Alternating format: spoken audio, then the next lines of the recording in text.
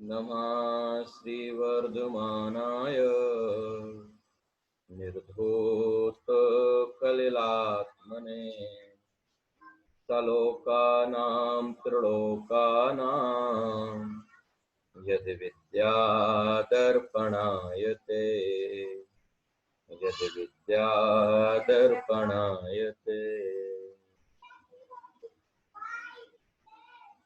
ध्यान के विषय में चर्चा चल रही है, जिसमें अपन लोगों ने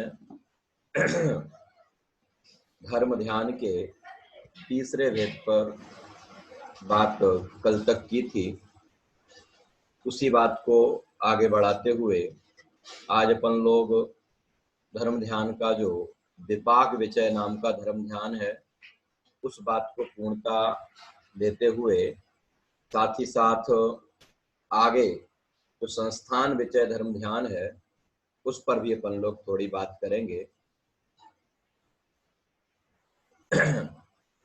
विपाक विचय धर्म ध्यान के अंतर्गत अपनी बात ये चल रही थी कि कर्म के उदय का विचार करना, कर्म के फल का विचार करना, उसका नाम सामान्यता विपाक विचय धर्म ध्यान कहा जाता है।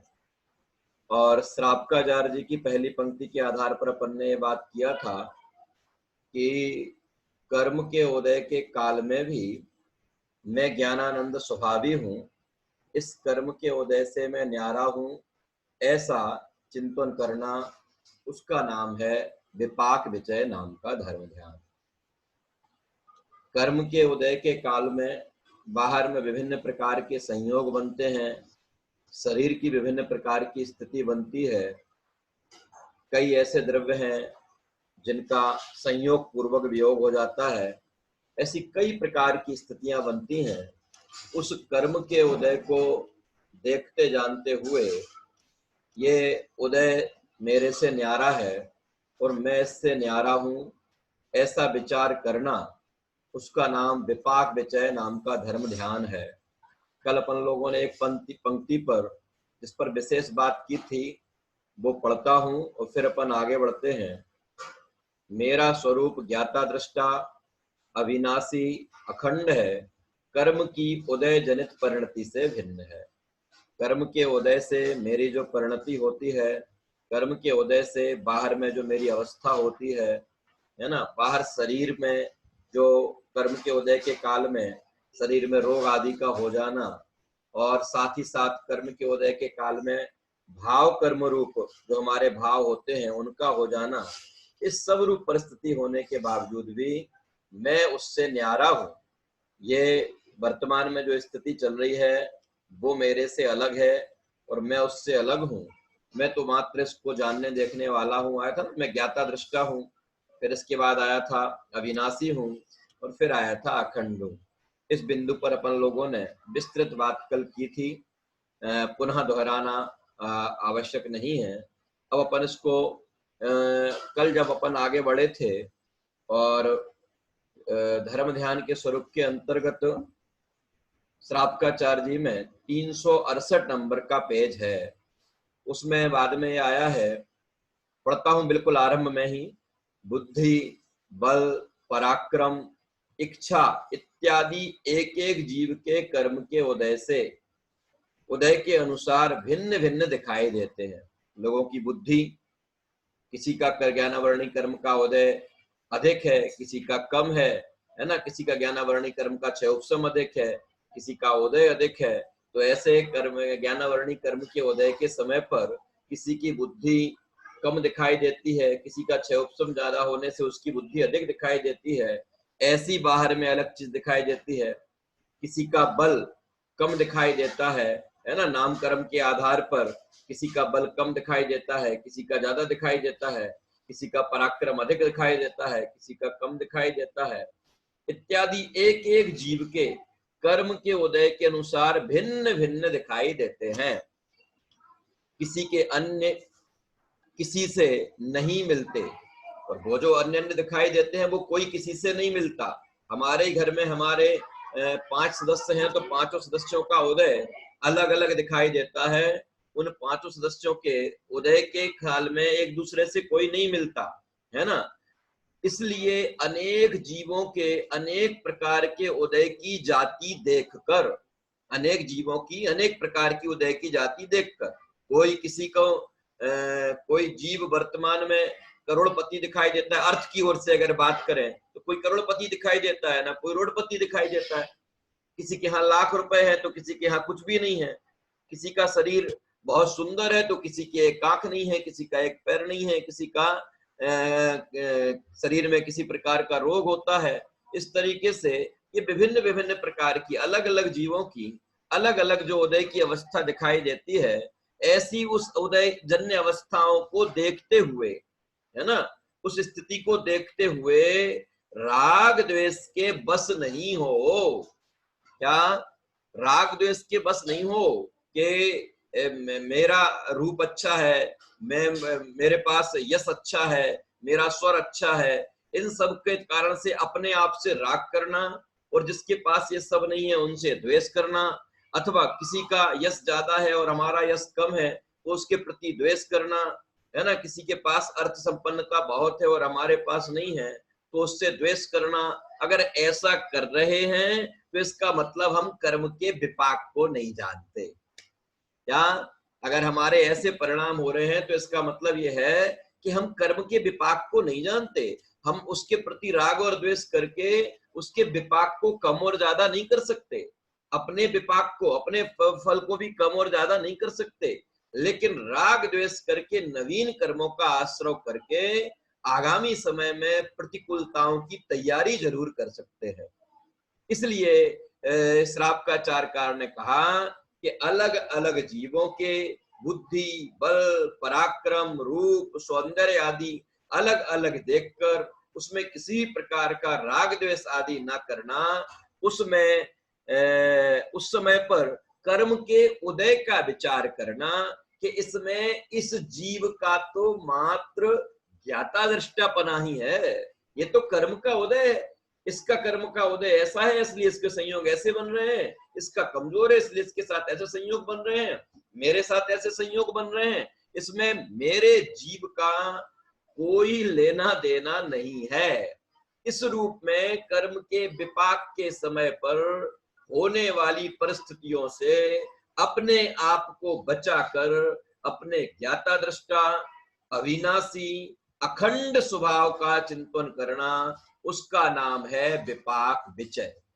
विपाक, कर्म के विपाक के समय उस रूप परिणमन करना, वैसे भाव करना जो कर्म के विपाक से प्रभावित होना हो गया।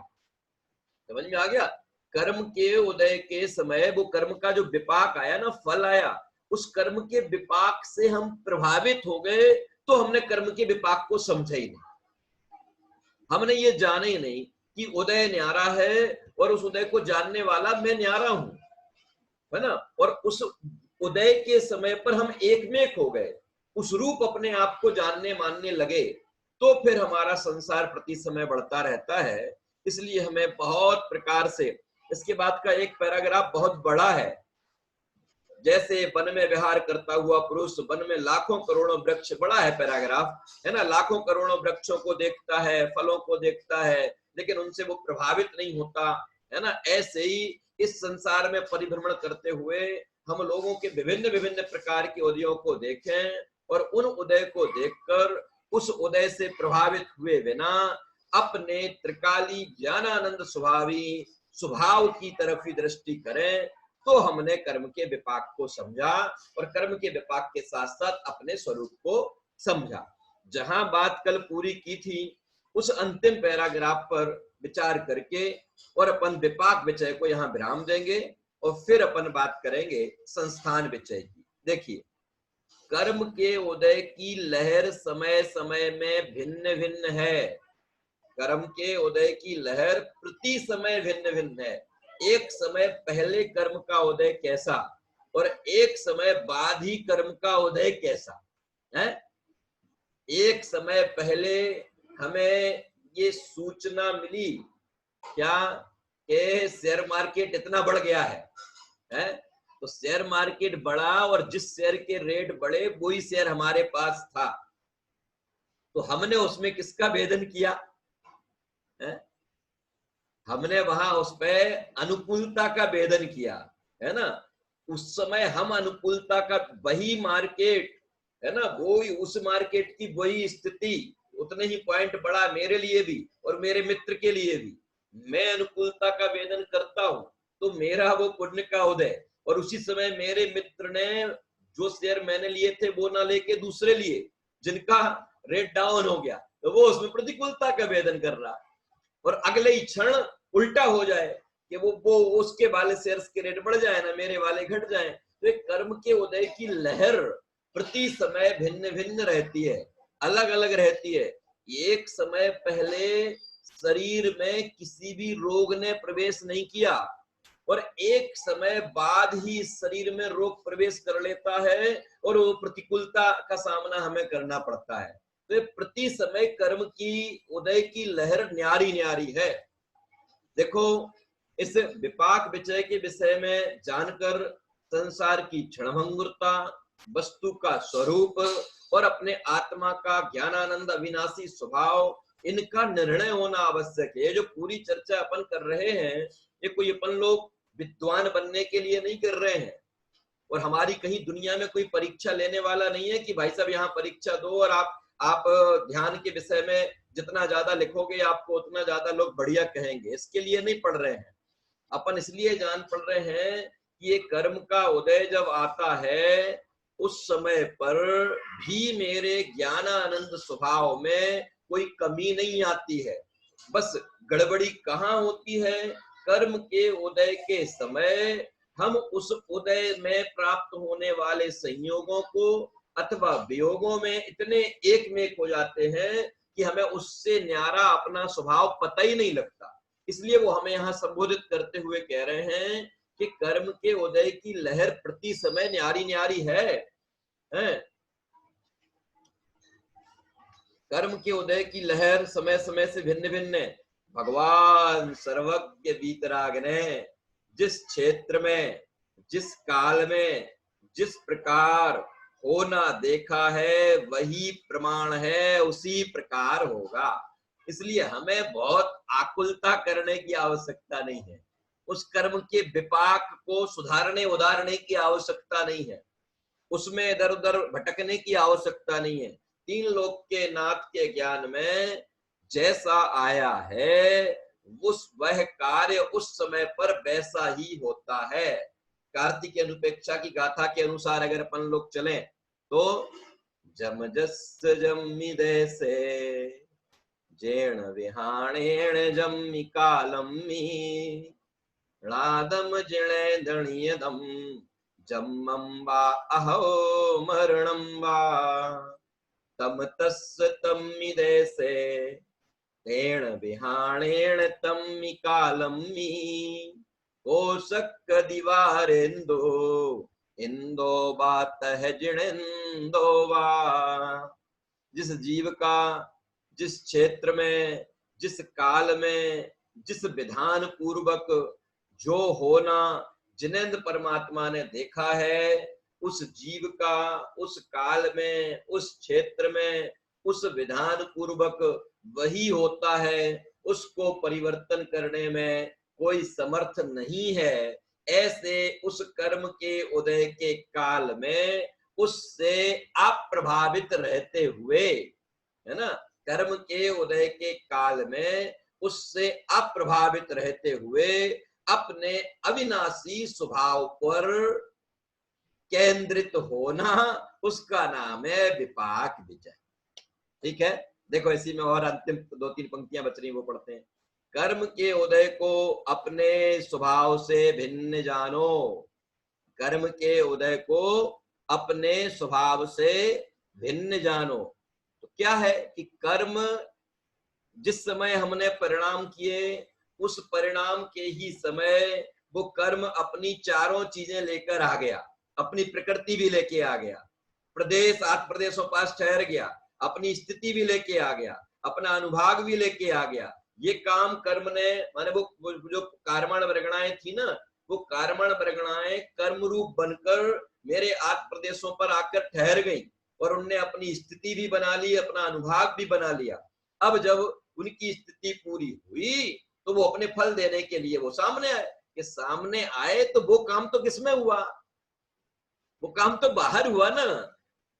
पुद्गल कर्म का उदय आया और उस पुद्गल कर्म के उदय ने हमें बाहर में संयोग मिलाए या मिले हुए संयोगों को हटाया। क्या काम किया कर्म के उदय ने? या तो हमें बाहर में संयोग मिलाए अथवा जो पहले के मिले हुए संयोग थे उन संयोगों को हटाया। ये काम कब हुआ? कि उस जिस कर्म को हमने बांधा था ना, उस कर्म की स्थिति पूरी हुई तो होने के बाद उसने बाहर में इतना इतना कार्य कर दिया। इतना कार्य किया तो ये काम उदय से बाह्य संयोगों और वियोगों में हुआ। मेरे जीव का उसमें क्या काम रहा? कि मेरे जीव ने ऐसी होती हुई स्थिति में भी वो पहले आश्रव के समय भी उसे जाना और अब उदय के समय भी उसको जाना। मैंने बुद्धि पूर्वक तो कर्मों का आश्रय और बंध भी नहीं किया और बुद्धि पूर्वक मैं उन कर्मों का उदय भी नहीं करता हूं। वो तो हमारे परिणामों के निमित्त से स्वयमेव कर्मण मृगणाएं कर्म रूप होती हैं और अपनी स्थिति पूरी करके उदय में आती हैं। वो उनकी स्थिति पूरी हुई, उदय में आए, वो आत्म प्रदेशों से हट गए, है ना, वो कर परमाणु आत्म प्रदेशों से हट गए और हमने उसके उदय के समय अपने आप को जोड़ लिया। अपने आप को जोड़ा तो उसके कारण से नवीन कारण मृगणाओं को फिर से कर्म रूप होने का काम मिल गया और उसी समय हम उस उदय से अप्रभावित होकर अपने ज्ञानानंद स्वभाव पर विचार करें, ध्यान केंद्रित करें, उसमें एकाग्रता करें तो उदय में हम उदय के समय पर भी उस तरीके के भाव ना करके वस्तु स्वरूप में लीन होने से अपने संसार को अल्प कर सकते हैं। लेकिन कब रमेश जी भाई साहब, कब? नीता जी कब कर पाएंगे काम? अनीता जी, ये सारे काम तब हो पाएंगे जब हमारा स्वाध्याय चलता रहेगा। एकमात्र स्वाध्याय ही एक ऐसी औषधि है जिसके द्वारा हमारे ये जो संयोगी भाव होते हैं, संयोगों के मिलने पर ये जो संयोगी भाव होते हैं, वियोग होने पर जो वियोगी भाव होते हैं, वियोग हो जाएगा, संयोग हो जाएगा, लेकिन हम संयोगी भाव से बच जाएंगे, वियोगी भावों से बच जाएंगे। ख्याल में आया? संयोगों को नहीं बदल सकते हम। क्या सुने सब लोग फिर से? हम संयोगों को और वियोगों को नहीं बदल सकते, क्योंकि अब भी हाल पढ़ा ना अपन ने कि जैसा तीन लोक के नाथ ने जिस जीव का जिस क्षेत्र में जिस काल में जिस विधान पूर्वक जो होना देखा है उसको कोई भी बदलने में समर्थ नहीं है, चाहे वो इंद्र हो और चाहे वो जिनेंद्र हो। तो हम इन संयोगों को नहीं बदल सकते, ना ही अपने परिजनों के, ना ही इस दुनिया भर के किसी के भी संयोगों और वियोगों में कोई परिवर्तन नहीं ला सकते। तो फिर क्या हो सकता है? तुम्हारा जो काम है वो करो ना, है? देखो, अपने घर को छोड़कर दूसरे के घर पे दस्तक दोगे ना तो वो जेल में पहुंचवा देगा। क्या? अपने घर को छोड़कर जब हम दूसरे के घर में दस्तक देंगे ना तो वो दूसरे का जो मकान मालिक होगा ना वो हम पर आरोप प्रत्यारोप लगा के हमें कहाँ की रास्ता दिखा सकता है? हमें जेल का रास्ता दिखा सकता है ना। ऐसे ही हम अपने घर को छोड़कर उस कर्म के घर में प्रवेश करेंगे ना, उसके उदय के काल में उस रूप परिणमन करेंगे तो उसका फल क्या हो गया कि वो हमें जेल में भेज देगा। कहां पर? कि 84 लाख योनियों का जेल जो हमें अनादिकाल से चला रहा है, और अब जब हमें ऐसा अवसर मिला कि हम उस जेल से बचने का उपाय कर सकते हैं तो भैया करो, ये स्वाध्याय ही है। देखो भाई, अपन लोगों इतने मजबूत नहीं है कि हम एक बार पढ़ें और एक बार में ही हमें इस बात पर विश्वास हो जाए। ये जो हमारा प्रतिदिन का स्वाध्याय चलता है, इस स्वाध्याय का एक ही महत्व है कि ये जो बात पढ़ रहे हैं, सुन रहे हैं कि उदय के समय अथवा संयोग के समय संयोगी भाव करने की पराधीनता इस जीव की नहीं है। वियोग के समय वियोगी भाव करने की पराधीनता इस जीव की नहीं है। संयोग के समय भी उन संयोगों को न्यारा और अपने को न्यारा जाना जा सकता है। किसी पदार्थ का वियोग हो जाने पर उस वियोग को न्यारा और उस वियोग को जानने वाले ज्ञानानंद स्वामी आत्मा को न्यारा जाना जा सकता है। लेकिन ये सब न्यारे हैं, मैं न्यारा हूं, ये एक बार सुनकर, एक बार पढ़कर इस बात पर विश्वास नहीं जमता है। इसलिए हम प्रतिदिन स्वाध्याय के माध्यम से, चाहे ध्यान की पढ़ें अथवा किसी अन्य प्रकरण को पढ़ें, सात तत्वों को प्रकरण को पढ़ें, देवसात गुरु के प्रकरण को पढ़ें, किसी भी प्रकार के प्रकरण को पढ़ें, हर स्थान पर जिनवाणी के चप्पे चप्पे में हमें केवल वस्तु स्वतंत्र का ज्ञान कराया गया है। हम जो अपने आप को पराधीन, कमजोर, पामर मान रहे हैं, वो ये कह रहे हैं अपने आप को पराधीन, कमजोर और पामर नहीं मानना। उदय के समय देखो कितनी बढ़िया, उदय को अपने स्वभाव से भिन्न जानो। बस क्या करना अंजलि जी? उदय को अपने स्वभाव से भिन्न जानना। ये उदय न्यारा है और मेरा जानने देखने का स्वभाव न्यारा है। आगे देखो, अनेक जीव पुद्गलों की रचना तथा संयोग वियोग आदि देखकर राग द्वेष रहित होकर परम साम्य भाव को धारण करो, जिससे पूर्व के बांधे हुए कर्म की निर्जरा हो जाए तथा नवीन बंध नहीं हो। क्या मतलब हुआ? समता पूर्वक कर्म के उदय के समय अपने स्वभाव का चिंतन चलने से पूर्व का उदय निकल जाए और नवीन कर्मों का बंध ना हो, ऐसा पुरुषार्थ चलवे। इस प्रकार तप के प्रकरण में विपाक विचय नाम के धर्म ध्यान का वर्णन किया। इस तरीके से धर्म ध्यान के अंतर्गत विपाक विचय नाम का धर्म ध्यान यहाँ पूर्णता को प्राप्त होता है। एक वाक्य में फिर से दोहरा के फिर अपन संस्थान विचय पर बात करते हैं।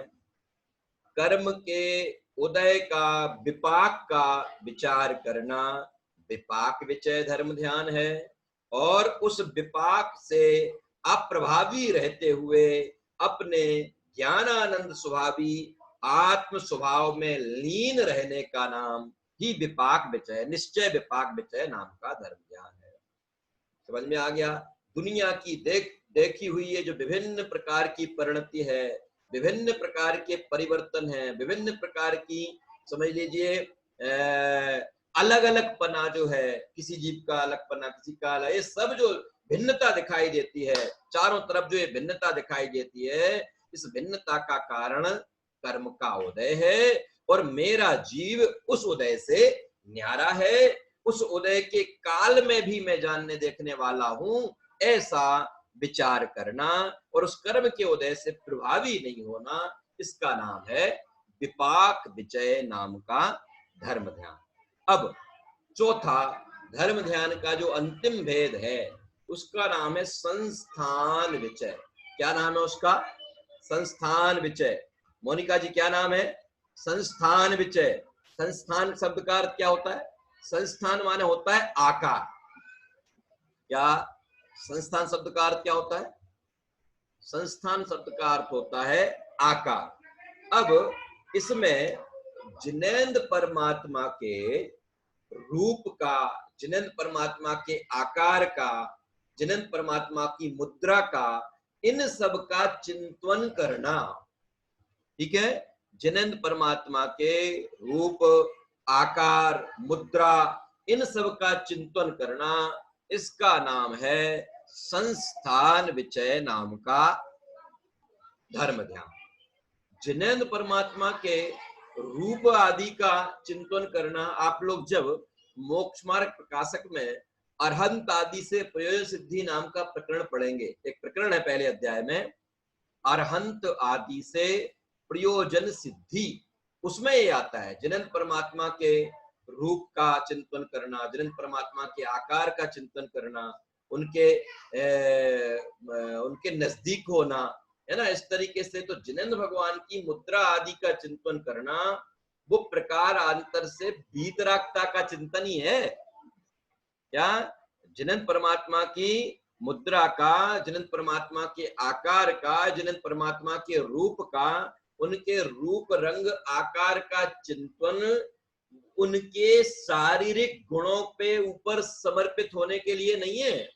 क्या उनकी मुद्रा का, उनके रूप का, उनके वो जो उसमें आता ना निरखु अंग जनवर की भक्ति में अंतिम अंतराय, बहुत बढ़िया अंतरा आता ना अंतिम, उसके सारे अंतरा बहुत अच्छे हैं। अंतर्मुख मुद्रा अहो आत्म तत्व दर्शाए, जिन दर्शन कर निज दर्शन पा, सदगुरु बचन सुहाए आते, अंतर दृष्टि विराजे, जिनवर जल के शांति अपार। क्या कहा उसमें? अंतर्मुख मुद्रा अहो, उनकी अंतर्मुख मुद्रा का चिंतन क्यों करना, उनके रूप का चिंतन क्यों करना, उनके आकार का चिंतन क्यों करना? अंतर्मुख मुद्रा अहो आत्म तत्व दर्शाए, वो हमारे आत्म तत्व को दिखाने वाली है, हमें हमारे स्वरूप का ज्ञान कराने वाली है। उनकी अंतर्मुख मुद्रा जिसमें वो लीन होकर प्रति क्षण आनंद का वेदन कर रहे हैं, उनके आनंद के वेदन की वह मुद्रा मात्र, अभी वो कह नहीं रहे हैं कुछ, अभी वो जिनेंद्र परमात्मा कुछ सुना नहीं रहे हैं, उनके वो आनंद के वेदन की जो मुद्रा है, वो मुद्रा क्या करती है? अंतर्मुख मुद्रा हो आत्म तत्व दर्शाए, मुझे आत्म मेरे स्वरूप को दर्शाने वाली है। इसलिए संस्थान विचय नाम के धर्म ध्यान के अंतर्गत जब हम जिनेंद्र परमात्मा के आकार का, जिनेंद्र परमात्मा की मुद्रा का चिंतन करते हैं, तो वो चिंतन प्रकारांतर से मेरे स्वरूप का ही चिंतन है। क्या किसका चिंतन है वो? अजित जी भाई साहब, किसका चिंतन है वो? प्रकारांतर से मेरे ही स्वरूप का चिंतन है, मुझे मेरे ही स्वभाव का ज्ञान कराने का उद्देश्य है। इसलिए यहाँ संस्थान विचय में देखो, ये याद रखना, संस्थान विचय में जो जिनेंद्र परमात्मा के बाह्य मुद्रा का और बाह्य रूप का अवलोकन करना, उनके आकार का चिंतन करने का अर्थ वहां ये नहीं है कि कोई हमसे पूछे कि उनका आकार कैसा होता है, उनकी मुद्रा कैसी होती है, वो कैसे बैठते हैं, है ना। ये सब हम किसी को अच्छे तरीके से बता पाए, इसके लिए नहीं। तो उनकी वह मुद्रा मुझे मेरे वस्तु स्वरूप का ज्ञान कराने में सहयोगी है, ऐसा ही मेरा स्वरूप है ना।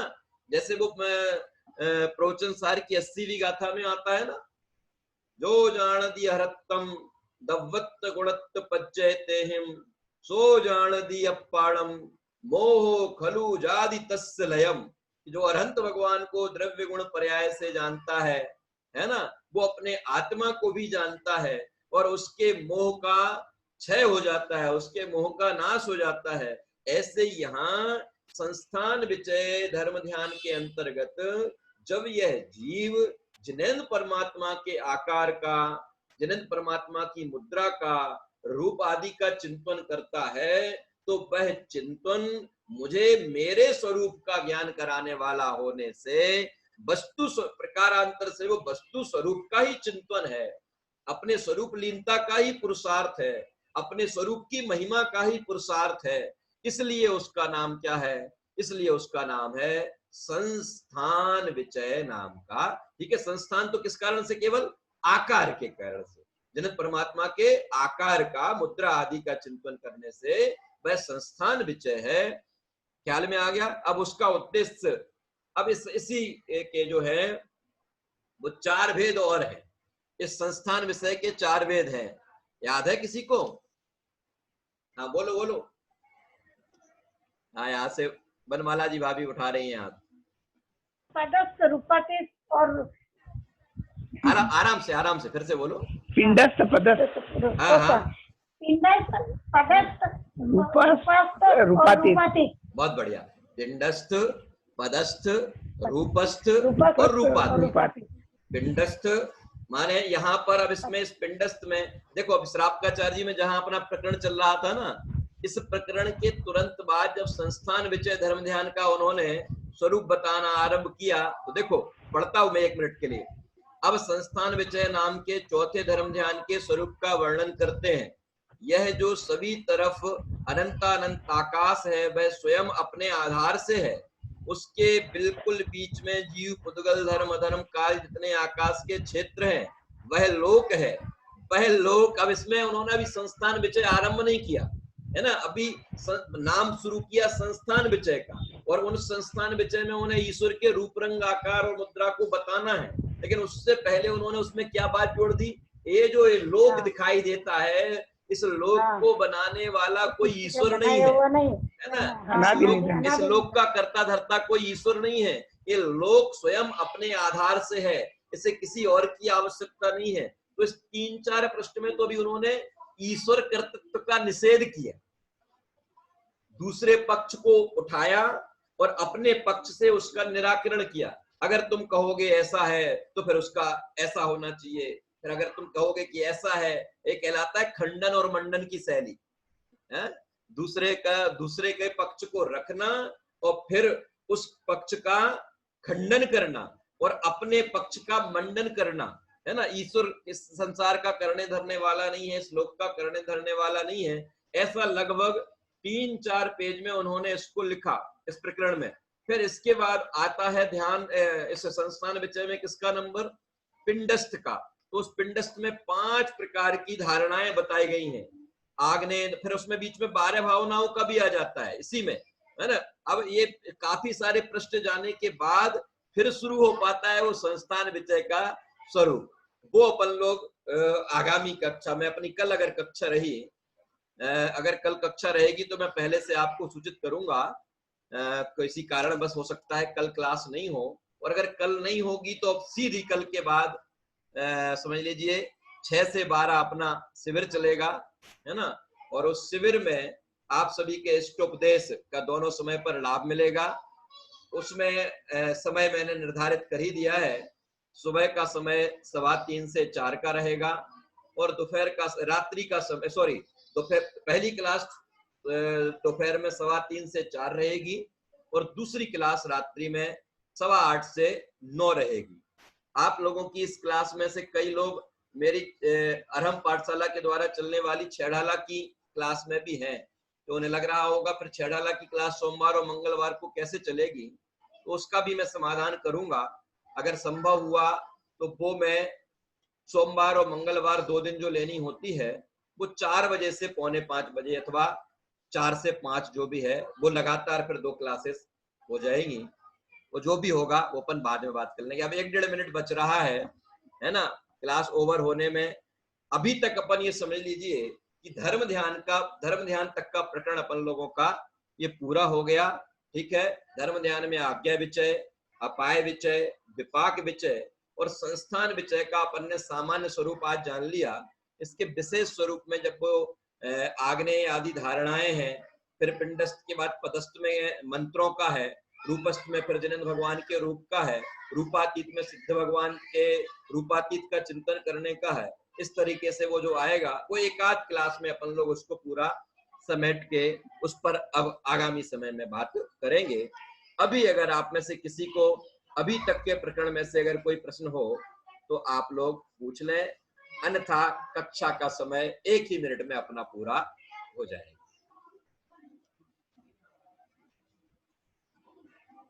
अंजलि जी,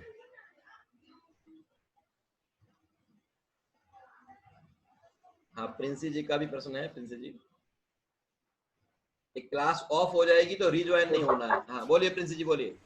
भैया जी कहीं कहीं ये 10 उसका वो है 10 भेद है धर्म ज्ञान के। कैसे, कौन से? वो धर्म के 10 लक्षण वाला है। वो धर्म के नहीं, वो धर्म के 10 लक्षण वाला नहीं है। मैंने क्या कहते हैं भारत जी की एक बुक थी, उसमें देखा, उसमें भी 10 वेद दिए धर्म ज्ञान के। आप उनको नोट करिए। अगली क्लास जब अपनी होगी तब मैं आपसे पूछूंगा, है ना, और वो किस हिसाब से कैसे किए हैं वो अपन वहां उसको स्पष्ट कर लेंगे, है ना।